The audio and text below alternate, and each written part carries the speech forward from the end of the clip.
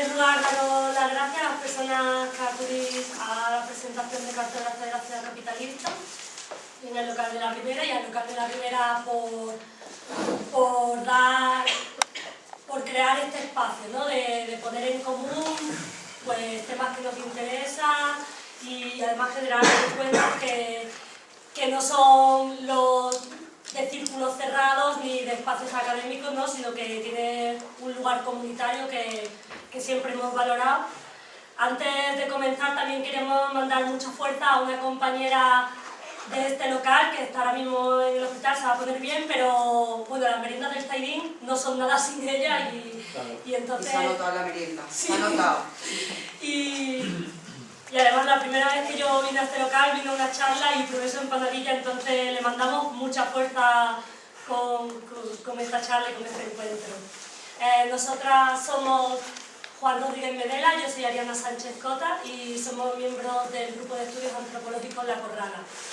Un grupo de investigación autónoma que lleva en Granada más de una década. ¿Vale?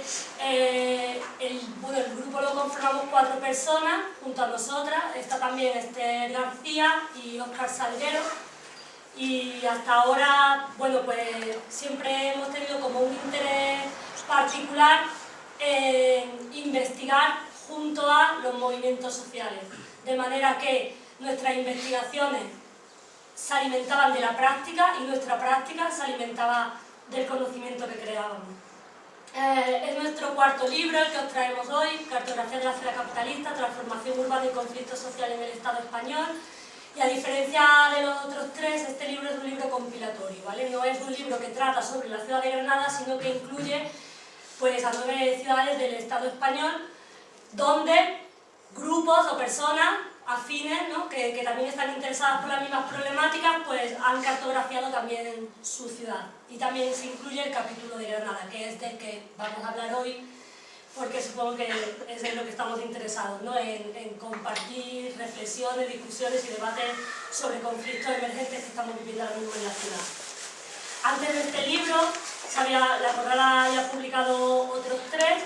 El primero, Aprendiendo a decir no, conflictos y resistencias en torno a la forma de concebir y proyectar la ciudad de Granada, que era un libro como mucho más denso en el sentido de que acabábamos de empezar, entonces el libro, pues claro, recoge como un marco teórico. Juan y Óscar, que son quienes hicieron la investigación, trataron de mapear conflictos en la ciudad de Granada, pero de una manera dispersa, ¿no? Como aquí hay un conflicto en este barrio por tal cosa, en este otro barrio, ¿no? Pues el Albaicín está viviendo un proceso de gentrificación, Santa Adela está viviendo un proceso de abandono, o La Vega está viéndose amenazada por las nuevas infraestructuras. El segundo libro, sin embargo, que también es de Juan y Óscar, Transformación Urbana y Conflictividad Social, el nacimiento de la marca Granada, es un libro que ya mira cómo se crean esos conflictos, es decir, por qué esos conflictos no guardan relación o sí lo guardan y por qué, ¿no? Y entonces analiza sobre todo cómo se construye un modelo de ciudad que tiene una finalidad de que no vaya en favor de los vecinos y las vecinas, sino en favor de las empresas. El tercer libro, en lugar de analizar los conflictos urbanos en sí, lo que analizábamos es qué marco legal legislativo, qué marco legal necesita una ciudad para que, a pesar de que emergen muchos conflictos, no sean verdaderamente una resistencia. Es decir, cómo hace la institución local para que la gente esté controlada y no pueda, de alguna manera, enfrentarse a esos conflictos. Analizamos en por qué no nos dejan hacer en la calle prácticas de control social y privatización de los espacios en la ciudad capitalista. Analizamos en concreto la ordenanza cívica, es decir, cómo había un marco legal que todos conocemos, la ley Mordaza, pero antes ya había una ordenanza en esta ciudad que a su nivel local ya reprimía cualquier contestación en el espacio público, cualquier uso que no fuera el de consumo y el de desplazamiento. Y presentando ese último libro, a pesar de que, bueno, pues fue un libro que cuando ya estaba terminado ya no era un problema, ¿no? Ya habíamos asumido la ciudad capitalista por completo, ya estábamos acostumbrados a no beber en la calle, a no comer en la calle, a no reunirnos sin comunicar a la policía, etc. Pero sin embargo, la publicación del libro sí que nos permitió como ir a otros muchos lugares y conocer otros muchos conflictos que también se estaban viviendo de una manera parecida. Y de esos encuentros un poco surgió la idea de que no era algo que nos afectaba a Granada como ciudad, sino que en buena medida algunas de sus características se replicaban en otras ciudades. Y después de mucho curro y de un crowdfunding para sacar la edición adelante junto a Traficantes de Sueños, pues sacamos el libro que os presentamos hoy. Muy bien. ¿Cómo vamos a hacer la presentación de hoy? Pues en vez de... Realmente nos vamos a contar el libro, para eso lo tenéis ahí, si queréis os lo descargáis de internet, que también está gratuito de libre descarga ahí, y lo leéis. Lo que sí vamos a hacer es traer la ciudad capitalista a Granada, es decir, vamos a hablar de por qué consideramos a Granada la ciudad capitalista, ¿no? Es decir, va a haber una primera parte que vamos a recorrer algunos de los impactos que precisamente identifican a este modelo de ciudad, pero después va a haber una segunda parte donde vamos a traer varios ejemplos que tocan precisamente al barrio de forma directa y que tiene que ver con la ciudad de Granada, y a partir de ahí ese proceso ya no va a ser tanto que nosotros vengamos aquí y os pongamos la cabeza como un bombo, sino se trata de entre todos intentar un poquito analizar esas intervenciones urbanas que tan directamente nos afectan a nosotros. Pero antes de nada, estamos hablando constantemente de ciudad capitalista, pero ¿por qué hablamos de una ciudad capitalista? Que realmente hoy día, dependiendo de lo que queramos resaltar en cada ciudad, vamos a llamar las ciudades de unas cosas u otras. De hecho, la ciudad capitalista existe desde el mismo momento que el capitalismo en el siglo XVI. A partir de ahí, sin embargo, el tipo de cómo el capitalismo afectaba a la construcción de las ciudades no tenía tanto impacto, o por lo menos no era de forma tan generalizada, como ha empezado a ocurrir precisamente en la última década y media. Pues realmente los procesos de transformación de lo que es la ciudad capitalista, por ejemplo aquí en Granada, podemos datarlos incluso desde que han empezado hace más de 3 o 4 décadas. Sin embargo, hay procesos que son mucho más visibles y otros que son mucho más progresivos, y con lo cual apenas nos damos cuenta de ellos hasta que ya es demasiado tarde. Pero hablamos de ciudad capitalista... Con la llave de la ventana que te la clavan en la calva. Se va a dar un viaje. La coronilla. ¿Por qué hablamos de ciudad capitalista? Realmente cogimos 6 de los elementos que nosotros son los que nos han aferrado para hablar de este tipo de ciudad. Uno ha sido precisamente el cómo la ciudad capitalista, o cómo el propio capitalismo, porque no podemos entender el capitalismo únicamente como un régimen económico, sino va mucho más allá de eso.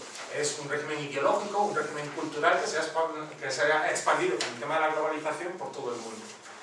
Y de hecho ha transformado tanto nuestras vidas en tan poco tiempo de vida que a veces ni siquiera nos hemos mucho dado cuenta de hasta qué punto nos afecta. Hablamos de ciudad capitalista porque la propia ciudad capitalista y el modelo de vida que está fomentando precisamente se basa en el consumo constante, es decir, en la mercantilización de la propia vida.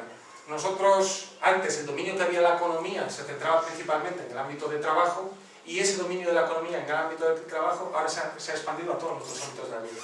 Es decir, a nivel de relaciones sociales, a nivel de consumo, a nivel de ocio, pensar casi en cualquier actividad que desempeñamos en nuestro día a día, y muchas de esas actividades, quizá las personas concretas dicen, hacen un ejercicio activo de reflexión de decir, no voy a gastar dinero, voy a buscar otro tipo de ocio. Pero si observamos en nuestros entornos, podemos ver cómo la economía atraviesa directamente, precisamente, cualquiera de los aspectos de nuestra vida.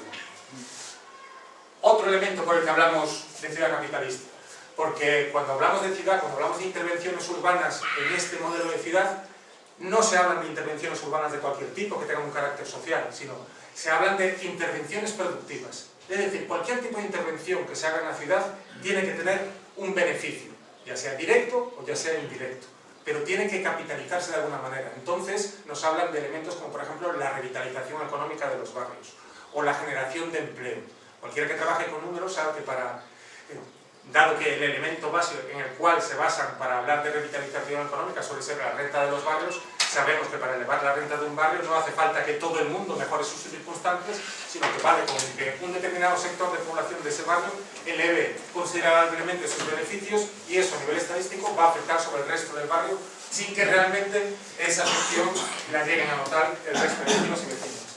Pero también hablamos de ciudad capitalista precisamente por el papel que tienen los agentes del suelo, concretamente los agentes privados y empresariales, a la hora de ordenar y gestionar el territorio.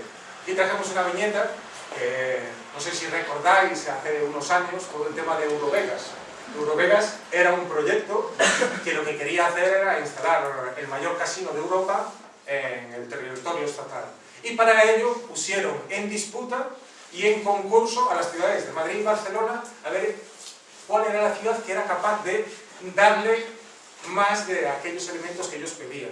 Y no estamos únicamente de construir igual infraestructuras viarias o una autovía que conduzca desde donde está el casino a la conexión de las diferentes ciudades, sino que hablamos también de flexibilizar, por ejemplo, la legislación antitabaco, de menores, etcétera, y sobre todo laboral. Gente que trabajara en ese espacio y que no pudiera, por ejemplo, tener el derecho a sindicarse. Pues todos esos elementos, de hecho, la viñeta lo refleja muy bien, que al final decía, mira, lo importante es que venga aquí todo el mundo, vamos a darle lo que quieran, porque estos van a traer mucho empleo, volvemos otra vez a la panacea del empleo, revitalización económica, para intentar meternos determinadas intervenciones que obviamente no van a traer los resultados que ellos esperan. También esto no sería posible precisamente si no hubiera una connivencia, una relación de interés directa entre lo que son los propios agentes empresariales y lo que serían la clase política, los políticos de nuestro país. Los últimos años en los que casi todos los días han salido algún tipo de noticia referente a la corrupción, por ejemplo, es únicamente la punta del iceberg de todo el entramado que hay detrás de todo eso. Es decir, flexibilizan las leyes, recalifican los suelos y hacen un montón de intervenciones que van orientadas precisamente a favorecer determinados sectores, como puede ser la construcción o como puede ser el turismo. Hablamos también de ciudad capitalista, porque la ciudad capitalista siempre ha sido en sí un medio de producción, en el sentido en que organiza la propiedad, organiza las relaciones comerciales, organiza los flujos de energía, etcétera, etcétera, etcétera. Pero actualmente ya no solo es un medio de producción, sino que la ciudad se ha convertido en un producto en sí mismo. Un producto... Adelante, puedes pasar. Un producto, precisamente, con el que poder competir con la ciudad en ese mercado internacional de urbes que pugna por la atracción de inversiones, por la atracción de turismo o por la atracción de grandes eventos que sirvan para transformar la ciudad de una forma más integral. Y como toda ciudad, como todo producto dentro del capitalismo, pues nuestra ciudad también cuenta con... ¿Ariana? La marca Granada. Llamamos la marca Granada a esa forma en la que la propia ciudad se vende hacia afuera, ¿no? Selecciona algunos elementos...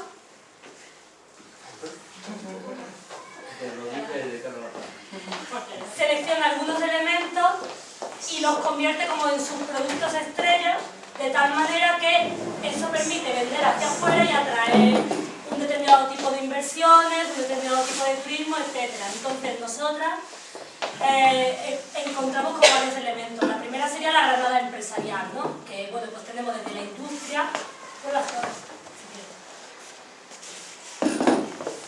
Industrias que ya casi no nos pertenecen, ¿no? que pertenecen a compañías más grandes, pero que sin embargo sí que es como ese tejido industrial que sigue pudiendo decidir sobre las intervenciones en la ciudad.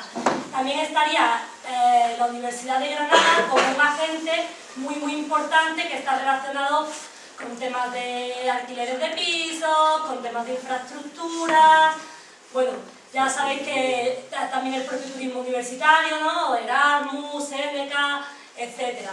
Luego el Palacio de Congresos y Exposiciones, que está aquí, ¿no? Siempre nos llamó la atención que como un barrio tan colmatado, con tanta gente viviendo como Zaidín, tenía además grandes infraestructuras que no solo son para la gente del barrio, sino que en general son para gente incluso de fuera de la ciudad, ¿no? Como puede ser, pues, por ejemplo, el campo de fútbol o el Palacio de Congresos, ¿no? Cuando necesitas equipamientos públicos y te ponen una infraestructura así, entonces atraer, pues eso, congresos de nuevas tecnologías o congresos de turismo, ese tipo de cosas.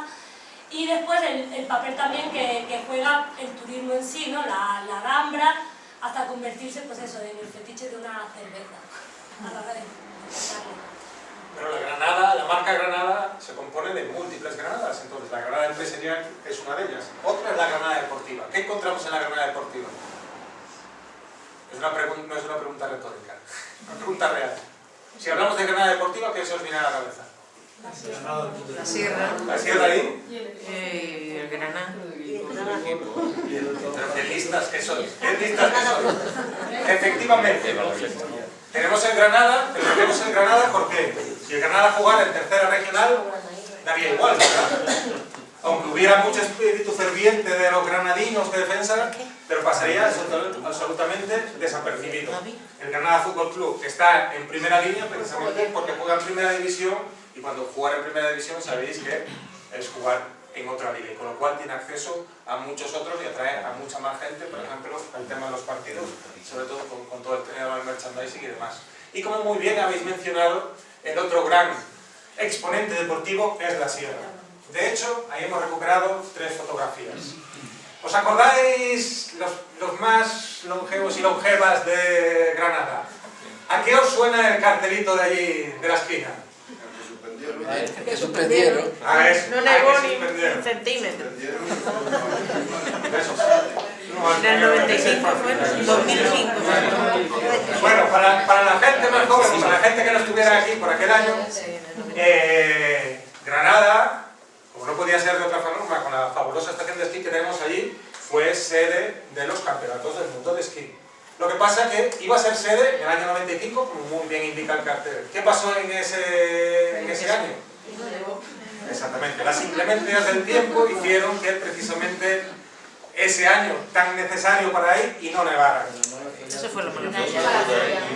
Sin embargo, ese pequeño hecho cómico, que podemos decir un poco, trajo tremendas consecuencias posteriormente para la Sierra Nevada. Porque ese hecho hizo que ellos entonaran eso que decía Escarlato Jara, de decir, adiós pongo por testigo que no volveré a pasar hambre.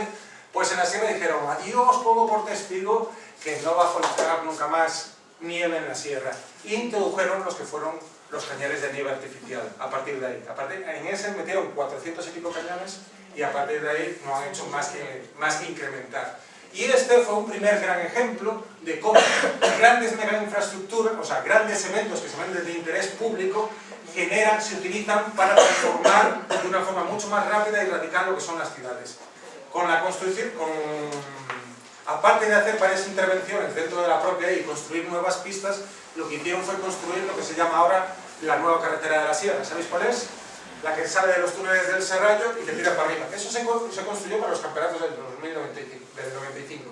Y lo que querían hacer para la siguiente foto que tenemos abajo es de la universidad. ¿Alguien sabe lo que es una universidad? ¿Les suena a alguien algo eso de universidad? Una olimpiada no con gente que está en la universidad. Ah, sí, por ahí suena, ¿no? Si juntamos las dos palabras, universidad y ADA, que parece como una olimpiada de la universidad. Efectivamente, son las olimpiadas de la universidad. Pero obviamente no son comparables a cualquier tipo de olimpiada. De hecho, ha sido un evento que pasó sin más pena ni gloria, pero independientemente que se sabía que iba a pasar sin más pena ni gloria, los políticos no hicieron más que intentar engordarlo lo máximo posible y llenando de infraestructuras todo ese proceso. Y lo que querían hacer, cuestión que no pusieron porque llegó la crisis y eso impidió que muchas infraestructuras se construyeran, era esa misma carretera, camino a la sierra, que habían construido, convertirla ahora en una autovía, es decir, duplicar la calzada para que ahora pudieran ascender mucho más rápido. Y esa era únicamente una de las muchas intervenciones que tenían pensado. Es cómo funcionan este tipo de eventos a la hora de aglutinar intervenciones para sacarles de un pepinazo e intentar sacar adelante todo eso. El último cartel, ¿os suena de algo? Terminó el domingo pasado. ¿Habéis notado algo en la ciudad aparte de los carteles que plantaban en las farolas? ¿Ha tenido algún tipo de impacto que vosotros hayáis visto sobre la ciudad? El chocolate de Paquito. Pues en realidad, esto es lo que suele suceder. Esto no suele tener un impacto realmente trascendental más allá del lugar donde se hace la actividad. Si ahora pensamos que la actividad se hace en Sierra Nevada, realmente en Granada eso apenas trasciende. Sin embargo, es un marco perfecto para meter de nuevo muchas inversiones, muchas infraestructuras que después realmente nos revierten sobre la propia población.